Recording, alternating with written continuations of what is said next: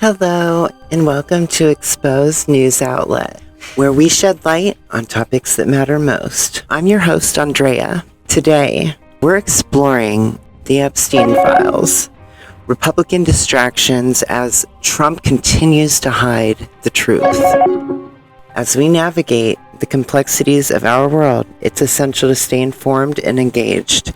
By subscribing to our channel, enabling notifications, and sharing our content, you're supporting our mission to provide thought-provoking insights and inspire positive change. Thank you for being part of our community. And for those who are able to, I'll leave my link for our fundraiser in the description box below. Without further ado, let's get to the video. What James Comer and Republicans are doing. James Comer, chair of the House Oversight Committee, recently issued subpoenas and investigation requests targeting Hillary Clinton and several other Democrats, many of whom have nothing to do with Jeffrey Epstein's network of abuse. This is a classic partisan hack job designed to distract from Trump's own ties to Epstein.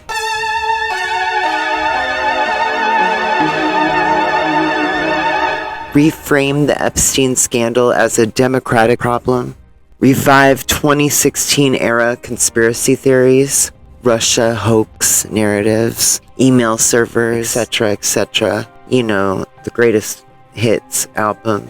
But the facts tell a much different story. I'll have to include a clip here so you can see. How do you follow that? Hello everybody, my name is Wendy Pasante, and I was abused by Jeffrey Epstein when I was 14 years old. I'm not here to relive what happened. I'm here to be counted and to make sure others are counted too. I once believed my silence was strength. Hold it together. Don't draw attention. Today I know that strength sounds like my voice. It sounds like everybody's voice is up here. Silence only protects predators, not children. People ask, what about the victims? We're here. We're here today, and there's more of us. I stand with many who are still finding their words. I live in a world where being understood is a struggle, where people in power would rather sweep us under the rug in hopes that we'll go away. We won't. Being a survivor is not a headline. It's our life. We have to live it. It's panic in a grocery store. It's smiling at work while my hands tremble. It's waking up at 3 a.m. with my heart racing and not knowing why. It's living with PTSD, anxiety, and depression, and your nervous system's on guard at all times, even in the safest room around the safest people. Healing isn't tidy. It's therapy. It's waitlist. It's trying a medication and trying again, over and over, for years.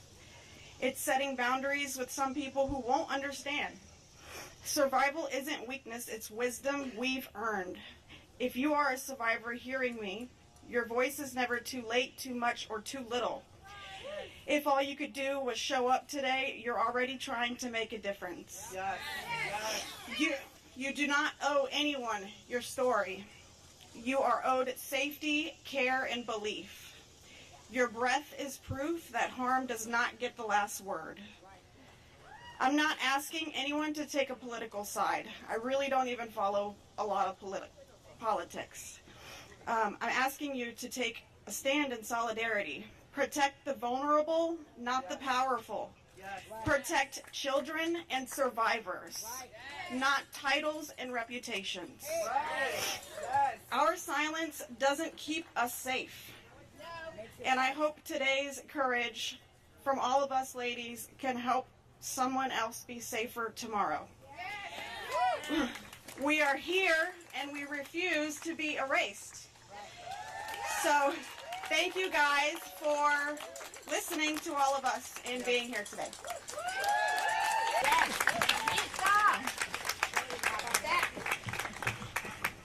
I'm so proud and honored to be here today. my name is Lisa Phillips, and I am the host of award-winning podcast From Now On, where I interview survivors. In the year 2000, I was taken to Jeffrey Epstein's island while on a photo shoot in the Caribbean. Who I saw and what I experienced there would change me forever.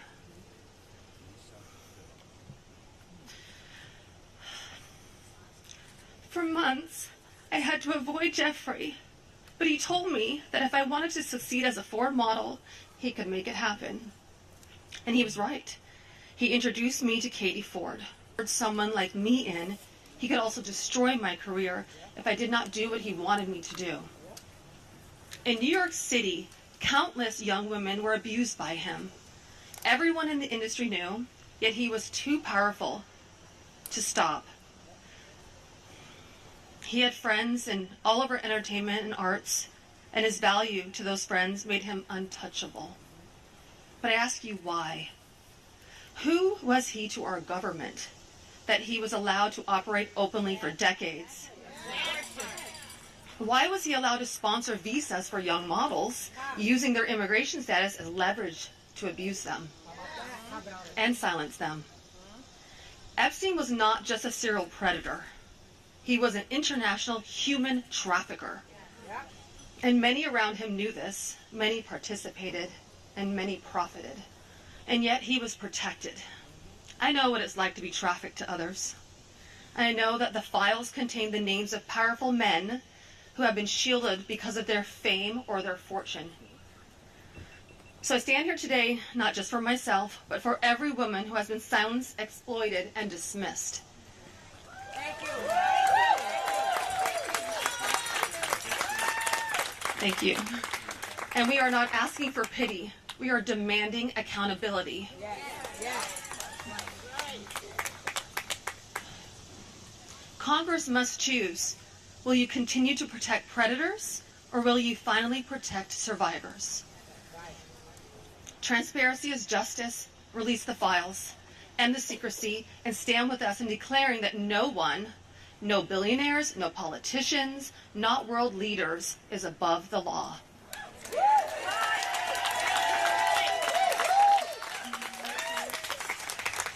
And let me announce now, several of us Epstein survivors have been discussing creating our own list of names.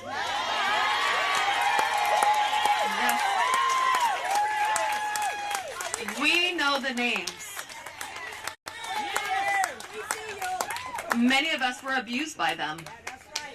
Now together as survivors, we will confidentially compile the names we all know were regularly in the Epstein world. And it will be done by survivors and for survivors. No one else is involved. Stay tuned for more details on that. Because history is watching, and so are the women who will come after us. Thank you.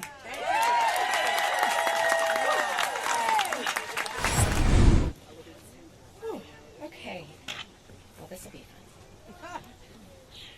So my name is Ashley Rubright, and I am a survivor of Jeffrey Epstein and Ghislaine Maxwell. Some things I want to say. To any survivors out there who feel like they don't matter, it doesn't matter if you went once or countless times. We were groomed, we were manipulated, and we were taken advantage of. Yep. For decades, survivors have been suffocated by speculation. We've been mocked, we've been doubted, we've been re-traumatized, while those responsible hide in secrecy. Why don't we deserve justice? This is not partisan. However, this is very political, as the only path to justice is through our political system. And this is about justice. This is about accountability. This is about protecting the innocence of our children and honoring the dignity of survivors. Everywhere we turn, the story follows us. It's in headlines, jokes, music, grocery store checkout lines, random conversations that you hear people having in restaurants. For more than 20 years, we've been unable to escape it. And every time new promises are made, our sparks of hope are lit, only to be extinguished again. We are tired. However, we are not going away. That's right. That's right. We will not stop or give up, and we will be on the front lines of this battle. We are no longer scared. And let's be clear, there were so many enabling adults. Those enablers actively turned a blind eye, and they are the greatest danger. Yes. And you know who you are, as do we. You allowed us to be abused for a fat check and a cushy life, which you still have. And to those in power, hear us clearly. Do your job. Release what needs to be released. Yes. And hold those responsible accountable. Survivors, sorry. Thank you. Survivors deserve peace. Survivors deserve truth. Survivors deserve justice. And to my fellow survivors, your voice matters, your story matters, and you matter. Together we are louder than the silence. Together we will not stop until justice is done.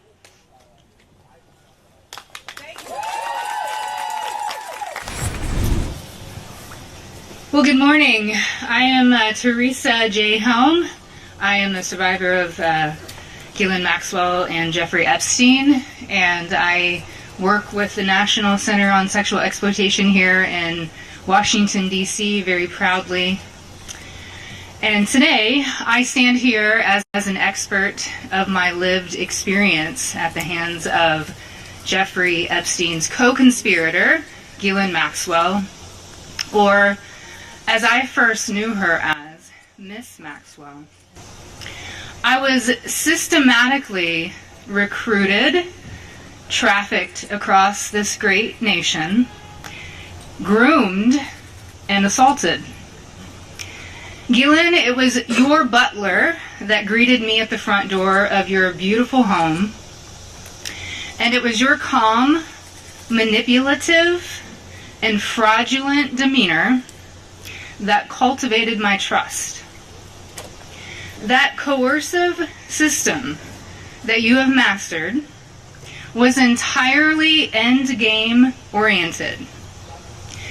And that end game was to feed the perversion of you and Jeffrey through sexual violence.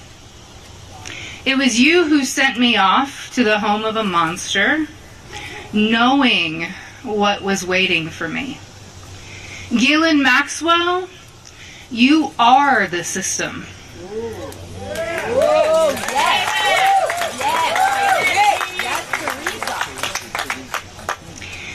And now, your very own choices and actions. A prison system where you deserve to live for every moment of your 20-year sentence. And that alone is not enough. Systems require support. There are others that are complicit, that have caused harm to women and children, that have benefited from that harm, and as it stands in this moment, have enjoyed impunity and dodged accountability. We've heard her voice, now hear ours, loud and clear. Systems built with a root of corruption, violence, and deceit always crumble. That time is coming. Your pseudo-power has diminished. It is our time in the power of justice, of common sense. It's our system now. This is a call to action. Now is the time to sift through and get rid of the perpetrators and bad actors. This imminent shift is how our country operates. It's how we will secure this nation's future. And the world is watching. And before I step away, I wanted to add one quick thought. Let's stop calling it an Epstein client list. And let's call it what it actually is. It's Epstein's sex buyer list. Thank you.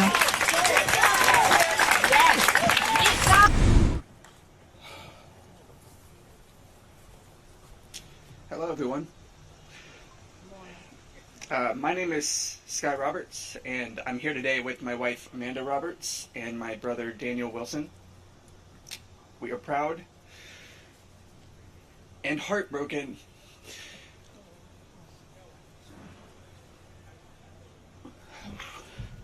to be standing here before you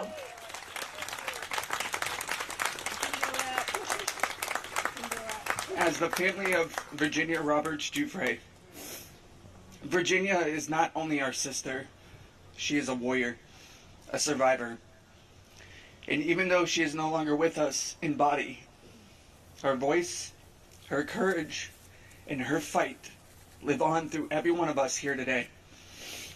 We want to start by saying thank you to the survivors who show unimaginable strength simply by standing here, to a world without exploitation, whose tireless work helps turn pain into purpose, and to every person who refuses to stay silent, even when the world makes it easier to look away. It is an honor, a true privilege to stand with you, to support you, and to help keep Virginia's voice alive.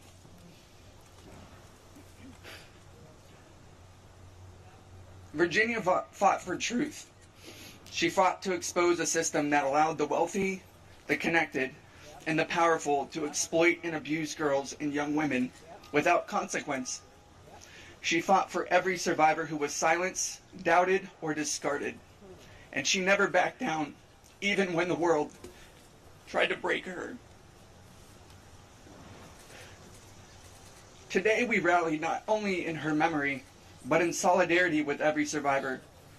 We are here to say, we see you, we believe you, and we will not stop until justice is served. Because justice is not selective. It does not and must not bend to money, influence, or titles. We are here because every survivor deserves more than a headline. They deserve more than a single conviction. They deserve the full weight of the law behind them. Our demands are clear. Elaine Maxwell must remain in a maximum security prison for the rest of her life. No leniency, no deals, no special treatment. The Epstein documents must be unsealed. Every name, every detail, no more secrets, no more protection for those who preyed on the vulnerable. And finally, we demand full accountability from every enabler, every accomplice, every person in power who turned a blind eye. The justice system was not designed to serve the powerful.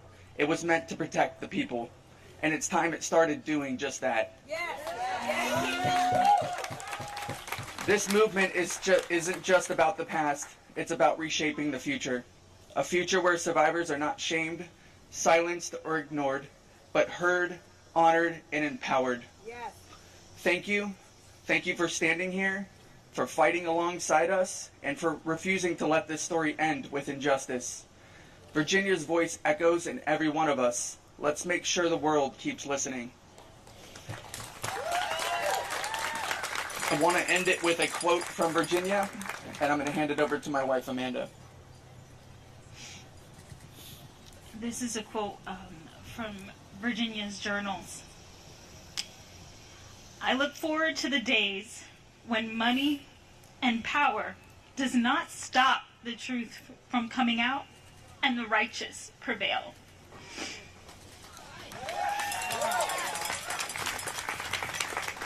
Thank you. Good morning, everyone. Thank you so much for being here today. Your support means more than you know.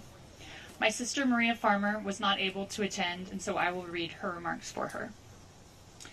Due to the debilitating effects of the last few years of cancer treatment, I am unable to be here today.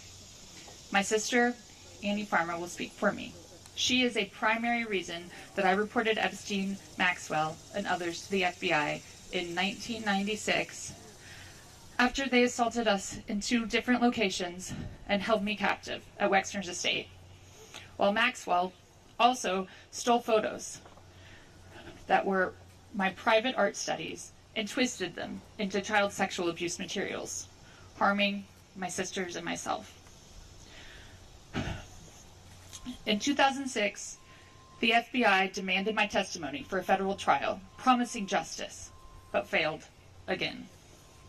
For 30 years, I've fought not only sex traffickers, but a federal government that has enabled them, while that same government fully ignored teen safety and my many FOIA report requests. After 3 decades of failure, I am suing them for answers.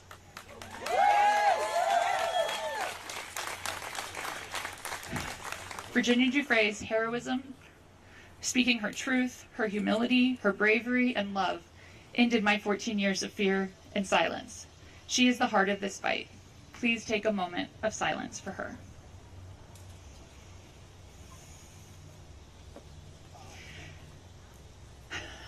And I would just like to say, speaking for myself now, how very much it means to see this show of solidarity today. After feeling so isolated and alone for so many years with this fight, it's incredible to see all of you standing here and to feel the support coming from elsewhere as well. As a public, since I've come out publicly in this case, I've received so many notes and messages from people who have been impacted by this story because of how much they relate to the struggles involved in this story. Unfortunately, that's because so many people are affected by these crimes. We have a huge, widespread issue with child sexual abuse, with sexual violence against women, with abuse of power in all forms that leads to all forms of trafficking. Right?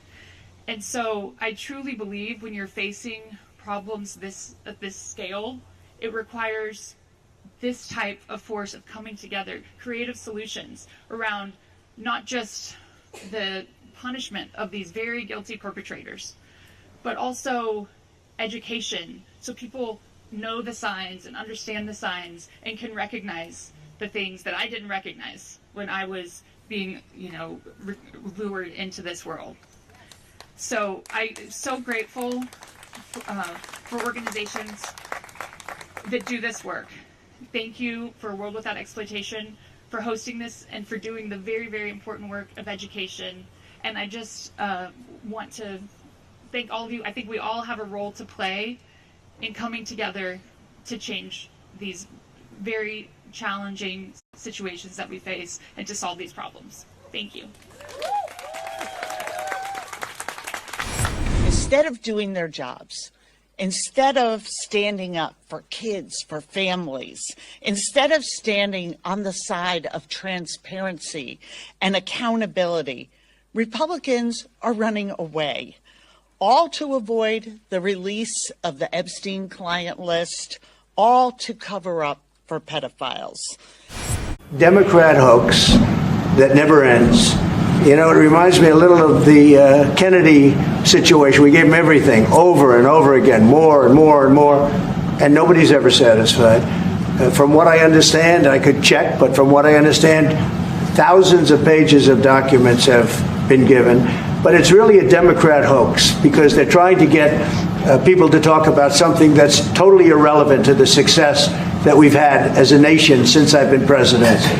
Even if you look at D.C. right now, D.C., it's a totally safe zone. It's called a safe zone. That's a term. It's a term of art.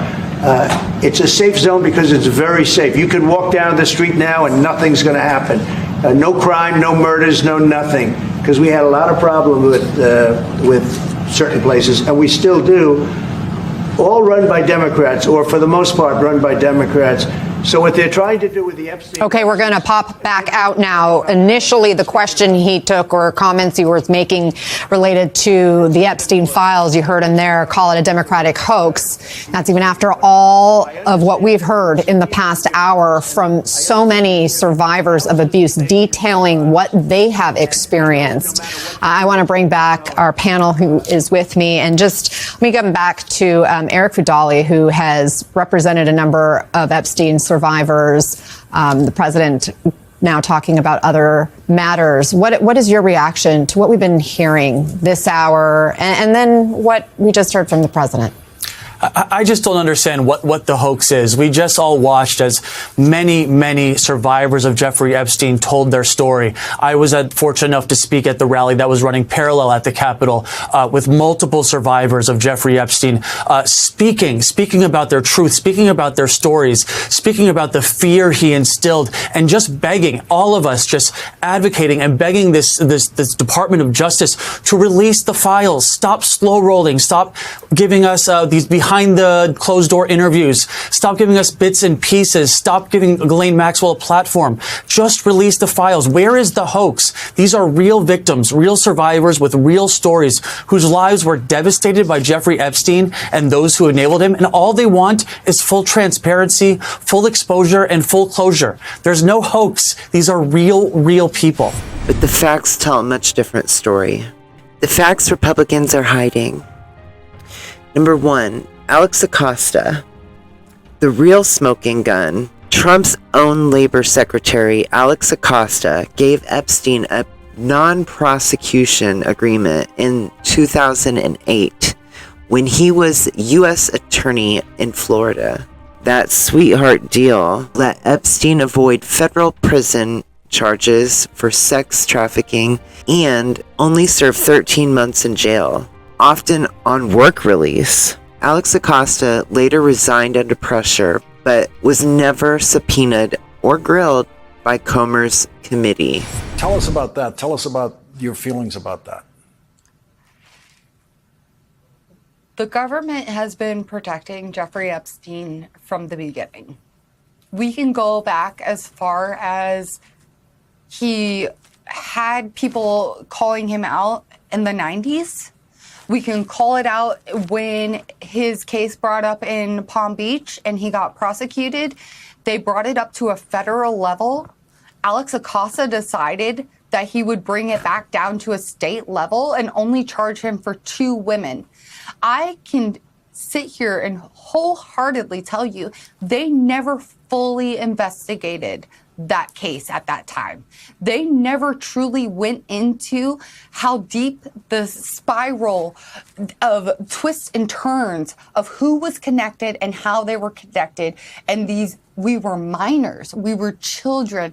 I had girls today reach out to me from Royal Palm Beach High School, Palm Beach Central, Wellington High School, telling me I could never have spoken up and you were speaking up for all of us, and it happened. We saw it. And even if they weren't involved, they knew it was going on or had been asked by friend members to participate in that and chose not to. And thank God they didn't. Donald Trump has been known to watch this program. He watches a lot of cable news. He could be watching right now.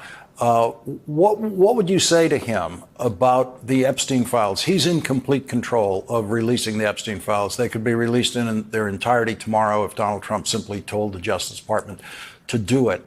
What would you say to him about it right now? You have daughters. You know what it is like to raise children and to be a parent. Outside of all this hoopla that you're the president or you're Donald J. Trump and you have your Trump stuff, you know what it is to be a parent. You know that. Could you imagine if that was your daughter that was trafficked to people? Could you imagine your 14-year-old daughter having to go through what we had to go through? And then you sit here and say what you said?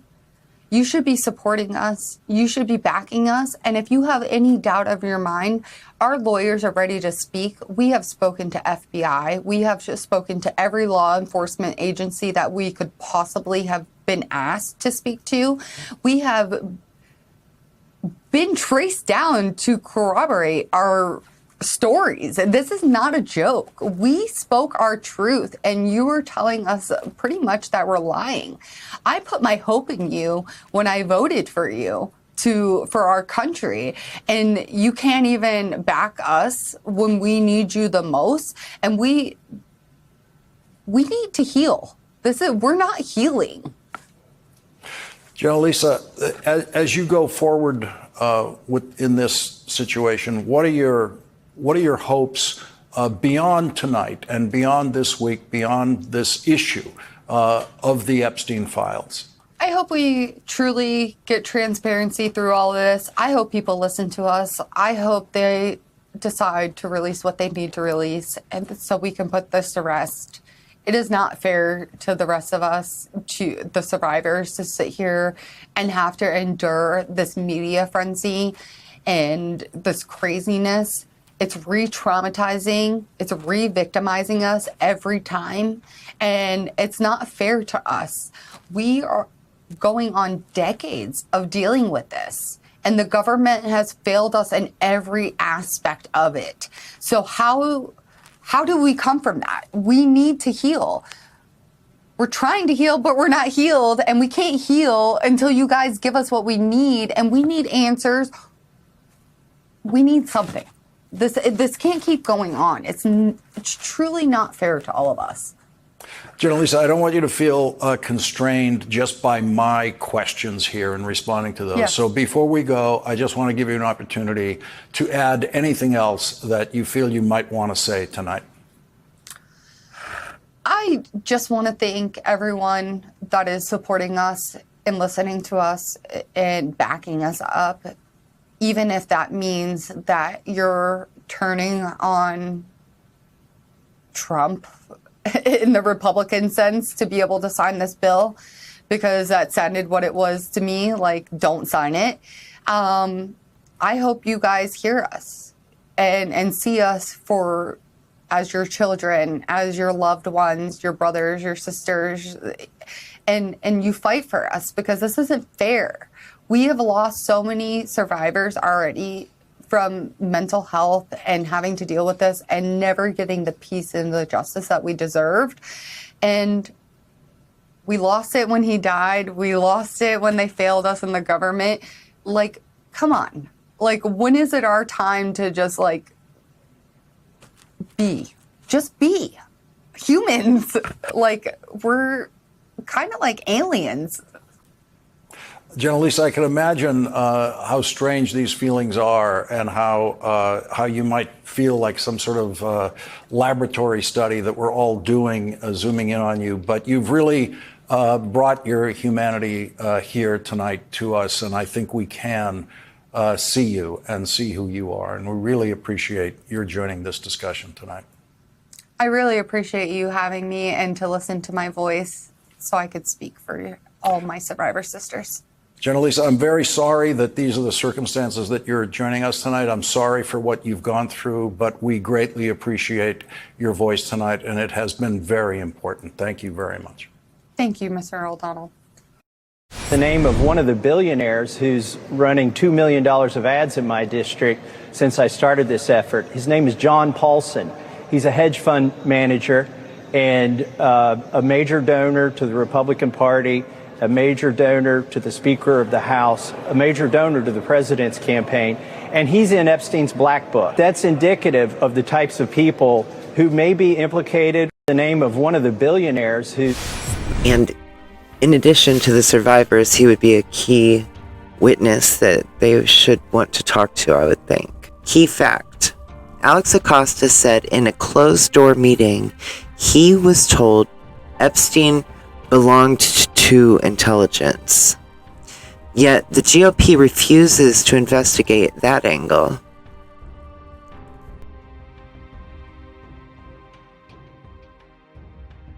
Number 2, Trump's personal ties to Epstein. Trump and Epstein were close for years, decades, actually, with Trump on record saying, quote, "He's a lot of fun to be with. It is even said that he likes beautiful women as much as I do, and many of them are on the younger side, end quote. Virginia Giuffre, one of the most well-known survivors, said she saw Trump at Epstein's properties. Coincidentally, she was one of the several that ended up unaliving, supposedly, themselves, but it's just too shady. May she rest in peace. Katie Johnson accused Trump and Epstein of raping her when she was 13 years old in a lawsuit, but withdrew it twice, actually, after alleged threats and intimidation. Why is Comer ignoring this? Number 3, Ghislaine Maxwell's secret meetings. Reports emerged that Todd Blanche, Trump's current attorney, visited Ghislaine Maxwell in prison multiple times. This raises major ethical and legal questions. Was it coordinated damage control? An attempt to seal off damaging testimony about Trump's involvement? These meetings are not being investigated by Republicans, and frankly, they should be. The look over there strategy. Instead of focusing on actual Epstein enablers, Comer is issuing subpoenas to Hillary Clinton, who has zero connection with Epstein, trying to link Democrats to the scandal via vague associations or political donations, reviving Russia hoax conspiracies, falsely implying that 2016 election interference by Russia was made up, Democratic ploy, even though U.S. intelligence agencies concluded Russia interfered to help Trump win. The Mueller report detailed extensive contacts between Trump's campaign and Russian operatives. Not to mention, even right now, the only place, this man tariffed penguins on a deserted island of penguins. He tariffed, but he didn't tariff Russia. It's the only place he did. You have to, watch what they do, not what they say. They're trying to rewrite history while covering for current crimes. What this is really about, the GOP's handling of the Epstein scandal is not about justice. It's about deflection from Trump's implication in abuse and trafficking, silencing survivors who have bravely spoken out, weaponizing Congress to settle political scores and muddy the truth, running out the clock, delaying investigations, hoping evidence and memories fade. These are all it's a common pattern with this circle. They're not just protecting Trump, they're protecting the entire power structure that allowed Epstein to thrive for decades, while burying the survivors that are speaking out. Trump's even tried to explain them away as Democrats, as if it's just ridiculous and sad, and implicating, rather, voices that should be centered and are being ignored. Maria Farmer, one of the earliest survivors to speak out, often blackballed or silenced. Virginia Giuffre continued to call out high-profile abusers, vilified in right-wing media. Fortunately, she recently passed away. Katie Johnson filed a lawsuit accusing Trump and Epstein of child rape, then was threatened into silence. And numerous unnamed survivors, many are still suffering in silence or facing retaliation. There's been over 1,000 survivors connected that we know of this far. I'm sure there's probably a lot more, which sadly. Let's call them what they are, survivors, not accusers, as they want to paint them. Their bravery should be the center of this story, not the lies and deflections of the powerful men trying to bury the truth. Final word. James Comer's sham investigation is a political circus meant to shield Trump from accountability, rewrite Epstein's story to fit a partisan narrative, and distract from real crimes involving trafficking, rape, and obstruction of justice. But survivors, journalists, and the public see through the noise. The truth is not going away, and those protecting predators will be remembered as accomplices. I want to thank you for supporting my channel, and if you haven't already, please like this video, share it on your social media platforms, and subscribe if you haven't yet. It's very important that we organize, mobilize, and be sure to get the truth out to those that need to hear it the most. I think a lot of people are still some are in denial, some don't see, it's very one-sided, especially if they're on right-wing, podcast. If they follow right-wing media, it's a whole different world over there. But here on Earth One, I don't know. But together, we can inspire positive change. So thank you, and have a lovely day. Be sure to be safe out there. Thank you. And thank you for watching Exposed News Outlet.